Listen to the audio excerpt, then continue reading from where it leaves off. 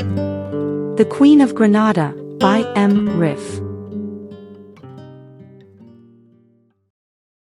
Chapter 34, The Radio.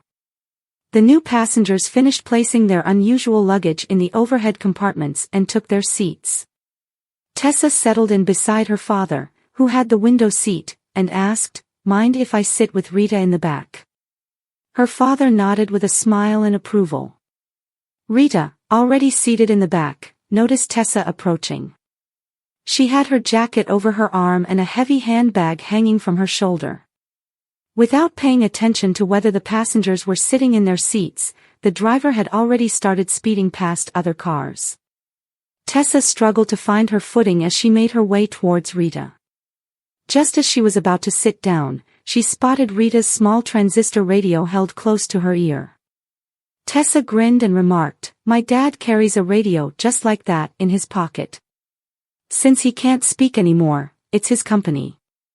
Rita turned off the radio, placed it back in her school bag, and explained, "My aunt is German. She once told me she learned Danish by listening to the radio. I figure I'll have to do the same to learn Spanish." I managed to find a Spanish radio station, but the noise from the bus engine drowns it out. Tessa, curious, asked, "What do you mean by, your aunt is German? Does your whole family come from Germany?" Rita clarified, "No, I call my uncle's ex-wife my aunt.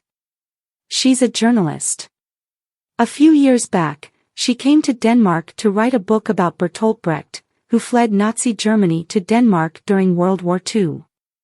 She met my uncle, they got married, but later divorced. I don't have any connection to my uncle, but I've stayed in touch with his ex-wife as if she were my real aunt."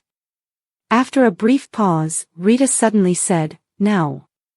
Tessa shot her a questioning look, and when Rita repeated herself, Tessa asked, puzzled, "What are you doing?" Rita replied, "I'm trying to predict when the driver will switch lanes to pass the car ahead." After a moment of silence, Rita wiped the window's condensation away with her sweater sleeve and repeated, "Now."